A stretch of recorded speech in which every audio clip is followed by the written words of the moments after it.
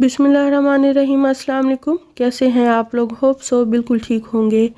अपनी ज़िंदगी में हर किसी को कभी ना कभी सर दर्द का सामना करना पड़ता है। आम सर दर्द की बुनियादी वजह ज़्यादातर आँखों में थकान की वजह से, धूप में ज़्यादा वक्त गुजारने की वजह से, गलत तरीके से सोने की वजह से, नींद पूरी ना होने की वजह से या गलत सलत खाने की वजह से सर में दर्द हो जाता है। जब सर में दर्द कभी कभी और कम वक्त के लिए हो तो ठीक किया जा सकता है, जबकि माइग्रेन यानी दर्द शकीका दर्दनाक और नाकाबिले बर्दाश्त हो सकता है और ये भी पता करना मुश्किल हो जाता है कि दर्द शकीका की वजह क्या हो सकती है। ये समझने के लिए कुछ चीज़ों की शिनाख्त करना ज़रूरी होता है। व्यूवर्स, माहिरीन कुछ अहम नुकात बताते हैं जिनके ज़रिए आप दर्द शकीका यानी माइग्रेन को कम कर सकते हैं। लेकिन पहले हम देखते हैं कि माइग्रेन यानी दर्द शकीका होता क्या है।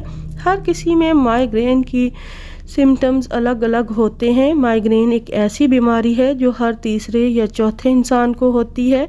माइग्रेन अमूमन यंग लोगों में ज़्यादा होता है। माइग्रेन 7% मेल और 24% फीमेल में पाया जाता है। व्यूवर्स, माइग्रेन अमूमन आधे सर का दर्द समझा जाता है, लेकिन ये सिर्फ आधे सर का दर्द नहीं होता। ये एक तरह से सिम्टम्स कम्प्लेक्स का नाम है जिसे माइग्रेन कहते हैं। व्यूवर्स, माइग्रेन से बचने के लिए हमें क्या करना चाहिए, आइए देखते हैं। मुतवाज़न ग़िज़ा का इस्तेमाल।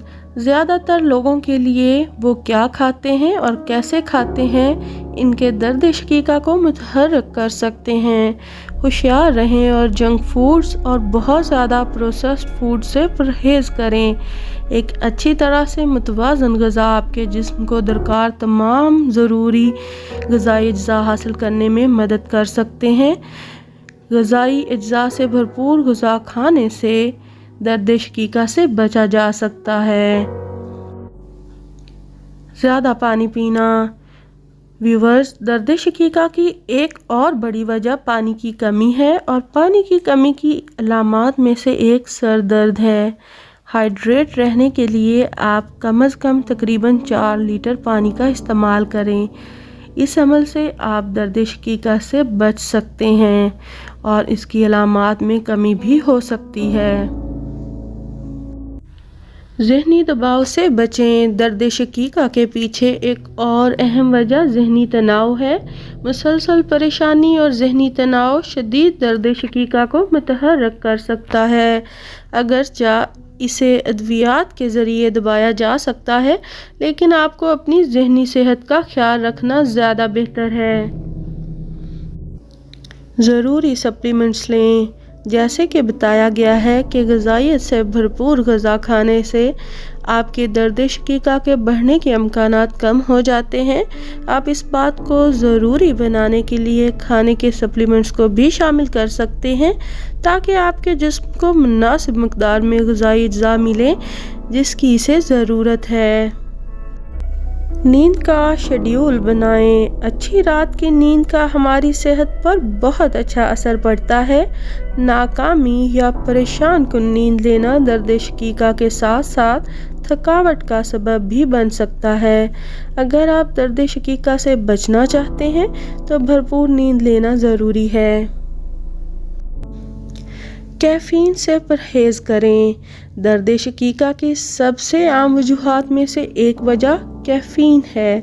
कैफ़ीन जिस्म में पानी की कमी करती है, जिसकी वजह से दर्द शकीका मुतहर्रिक हो सकता है।